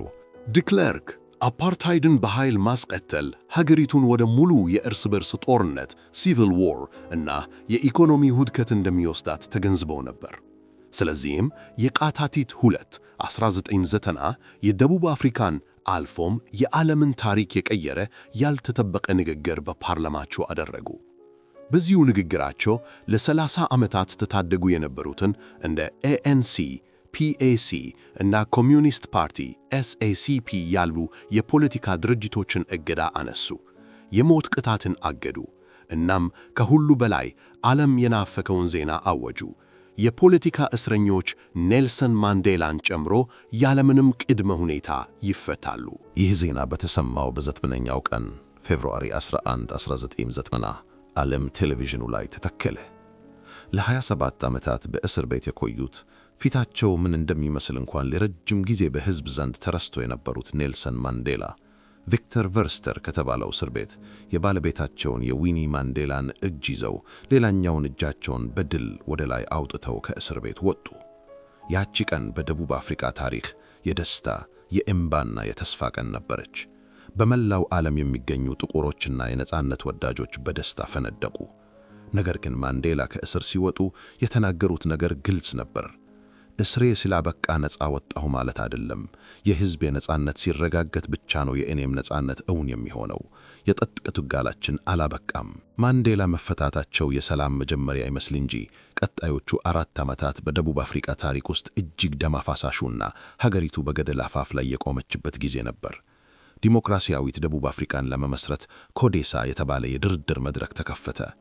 በድርድሩ ላይ ማንዴላን የሚመራው የኤኤንሲ ቡድንና ዲክለርክን የሚመራው የመንግሥት ቡድን የሀገሪቱን ቀጣይ ዕጣ ፈንታ ለመወሰን መከራከር ጀመሩ። ነጮቹ አሁንም የሥልጣኑን የተወሰነውን ክፍል ወይም የአናሶች መብት ማስጠበቂያ ማይኖሪቲ ቪቶ በማለት የፖለቲካ የበላይነታቸውን ለማስቀጠል ይፈልጉ ነበር። ኤኤንሲ ግን አንድ ሰው አንድ ድምፅ የሚለውን የዲሞክራሲያዊ ምርጫ መርህ አጥብቆ ያዘ። ድርድሩ እየተካሄደ ባለበት ሰዓት በሀገሪቱ ውስጥ ሦስተኛው ኃይል the third force የሚባል የስውር ጥፋት ቡድን ተፈጠረ። በመንግሥት የጸጥታ ኃይሎችና በነጮች ጽንፈኛ ቡድኖች የሚደገፈው የኢንካታ የነጻነት ፓርቲ አይኤፍፒ በብዛት የዙሉ ብሔር አባላትን ያቀፈው ከኤኤንሲ ደጋፊዎች ጋር ደም አፋሳሽ የጎሳና የፖለቲካ ግጭት ውስጥ ገባ። በየባቡር ጣቢያው፣ በየሆስቴሉ እና በየመንደሩ ሰዎች በማንነታቸው እና በፖለቲካ አቋማቸው በገጀራና በጥይት ይጨፈጨፉ ጀመር። እንደ ቦይፓቶንግ እና ቢሾ የመሳሰሉ እጅግ ዘግናኝ የሕዝብ ጭፍጨፋዎች ተፈጸሙ። በዚህ የሽግግር ወቅት ብቻ ከ14,000 በላይ ጥቁር ደቡብ አፍሪካውያን እርስ በርስ በተቀሰቀሰና በመንግሥት በተደገፈ ግጭት ሕይወታቸውን አጡ። ማንዴላ ዲክለርክን ድርብ ስብዕና ያለው እና ሰዎችን እያስጨፈጨፈ በሰላም ስም የሚደራደር ሰው በማለት በይፋ አወገዟቸው። ድርድሩ በተደጋጋሚ ተቋረጠ። ሀገሪቱ ወደ እርስ በርስ ጦርነት እንድትገባ የቀረበችው ግን ኤፕሪል 10 1993 ላይ ነበር። የኤኤንሲ ጀግና የኮሚኒስት ፓርቲ መሪና ከማንዴላ ቀጥሎ በወጣቶች ዘንድ እጅግ ተወዳጅ የነበረው ክሪስ ሃኒ ጃኖስ ዋሉስ በተባለ የፖላንድ ተወላጅና የነጭ ጽንፈኛ በቤቱ በር ላይ በጥይት ተደብድቦ ተገደለ። የክሪስ ሃኒ መገደል የጥቁሩን ወጣት ቁጣ ከቁጥጥር ውጭ ያደረገው። ወጣቱ መሳሪያ ስጡንና ከነጮች ጋር ጦርነትን ንግተም እያለ ወደ አደባባይ ወጣ። ነጮችም ፈርተው የቤት በራቸውን ቆለፉ። ጦርነት የማይቀር መሰለ። በዚህ የጭንቅ ሰዓት ሀገሪቱን ያዳኗት ኔልሰን ማንዴላ ነበሩ። ፕሬዚዳንቱ ዲክለርክ ቢሆኑም በቴሌቪዥን መስኮት ቀርበው ሕዝቡን ለማረጋጋት አቅምም ሆነ ቅቡልነት አልነበራቸውም። ማንዴላ ግን በሀገራዊው ቴሌቪዥን ቀርበው እንደ አንድ እውነተኛ የሀገር አባት የተረጋጋና ስሜትን የሚገዛ ንግግር አደረጉ። ማንዴላ በንግግራቸው ወጣቱን ሲያረጋጉ አንድ ትልቅ እውነት ተናገሩ። ክሪስ ሃኒን የገደለው በጥላቻ የተሞላ ነጭ ነው። ነገር ግን ይህንን ገዳይ አይታ ለፖሊስ የጠቆመችውና እንዲያዝ ያደረገችው ደግሞ አንዲት የደቡብ አፍሪካነር ነጭ ሴት ናት። ስለዚህ ዘረኝነትን እንጂ ነጭን በጅምላ አትጥሉ። የክሪስ ሃኒን ደም በሰላማዊ ትግልና ዲሞክራሲን በማምጣት እንበቀለዋለን አሉ። ይህ የማንዴላ ንግግር ሀገሪቱን ከእሳት አዳናት፣ ከመግደል ይልቅ ምርጫው እንዲፋጠን አደረገ። በመጨረሻም ከአስቸጋሪ ድርድሮች በኋላ አፕሪል 27 1994 በደቡብ አፍሪካ ታሪክ ለመጀመሪያ ጊዜ ጥቁሮች፣ ነጮች፣ ከለርዶች እና ህንዳውያን እኩል ድምፅ የሚሰጡበት ታሪካዊ ምርጫ ተካሄደ። በዚያ ቀን የታየው ትዕይንት የሰው ልጅን መንፈስ የሚያድስ ነበር። በሕይወት ዘመናቸው የሰውነት ክብር ተነፍገው ድምፅ ሰጥተው የማያውቁ አዛውንቶች በዊልቼርና በዘንጋቸው እየተደገፉ ለኪሎሜትሮች የተዘረጋውን ሰልፍ ይዘው ድምፃቸውን ሰጡ። ኔልሰን ማንዴላም በኢናንዳ ድምፃቸውን ሲሰጡ የነበረው ደስታ ወደር አልነበረውም። ምርጫውን ኤኤንሲ ከ62 በመቶ በላይ ድምፅ በማግኘት በአሸናፊነት አጠናቀቀ። ሜይ 10 1994 በፕሪቶሪያ በሚገኘው የቤተ መንግሥት ዩኒየን ቢልዲንግስ አደባባይ ከ38 ዓመታት በፊት ሴቶች ፓስፖርታቸውን ጥለው አፓርታይድን በተቃወሙበት ቦታ ኔልሰን ማንዴላ የመጀመሪያው የዲሞክራሲያዊት ደቡብ አፍሪካ ጥቁር ፕሬዝዳንት ሆነው ቃለ መሐላ ፈጸሙ። ኤፍደብሊው ዴክለርክ ደግሞ ምክትል ፕሬዝዳንት ሆኑ። በዚያች ሰዓት በደቡብ አፍሪካ ሰማይ ላይ የጦር ጄቶች በድምቀት ሲበሩ፣ አዲሱ የሀገሪቱ ባንዲራ ሲሰቀል እና ሕዝቡ በአንድነት የነጻነት መዝሙሩን እንኮሲ ሲኬሌል አፍሪካ እግዚአብሔር አፍሪካን ይባርክ ሲዘምር አፓርታይድ በይፋ ተቀበረ። ማንዴላ በበዓለ ሲመታቸው ላይ ባደረጉት ንግግር በዚች ውብ ምድር ላይ አንዱ ሌላውን የሚጨኩንበትና የሰው ልጅ የውርደት ሰለባ የሚሆንበት ሥርዓት ከእንግዲህ ዳግም አይከሰትም። ፀሐይ በዚህ ክቡር የሰው ልጅ ስኬት ላይ ማብራቷን አታቋርጥም በማለት አወጁ። ከምርጫው በኋላ የተፈጠረችው ደቡብ አፍሪካ አሸናፊው በተሸናፊው ላይ የበቀል እርምጃ የሚወስድባት ሀገር አልሆነችም። ዴዝመንድ ቱቱ በሚመሩት የእውነትና የእርቅ ኮሚሽን ትሩት ኤንድ ሬኮንሲሊዬሽን ኮሚሽን TRC አማካኝነት አፓርታይድ የፈጸመው ግፍ ለዓለም ሁሉ በይፋ እንዲነገር፣ ጥፋተኞች እውነቱን አምነው ምህረት እንዲጠየቁ፣ የተጎዱትም እንባቸውን አብሰው ይቅር እንዲሉ ተደረገ። ምንም እንኳን ይህ ሂደት የተሟላ ፍትሕ ባያመጣምና ዛሬም ድረስ ደቡብ አፍሪካ የኢኮኖሚና የማኅበራዊ እኩልነት እጦት ኢኒኳሊቲ ቢፈተናትም አፓርታይድ የተባለውን የመቶ ዓመታት የአጋንንት ማሽን የሰው ልጅ ጽንዓት፣ የአንድነት ትግልና ይቅር ባይነት እንዴት ሊያሸንፈው እንደሚችል ለዓለም ታላቅና ሕያው ትምህርት ሆኖ አልፏል። ይህ የአፓርታይድ ታሪክ የጭቆና ታሪክ ብቻ ሳይሆን ምንም ያህል ክፋት ቢሰለተንና ቢያስፈራራ የሰው ልጅ የነጻነት ጥማት መቼም ቢሆን እንደማይሞት እናም ብርሃን ሁልጊዜም ከጨለማ በላይ እንደሚያሸንፍ የሚያሳይ ታላቅ የሰው ልጅ ድል ነው።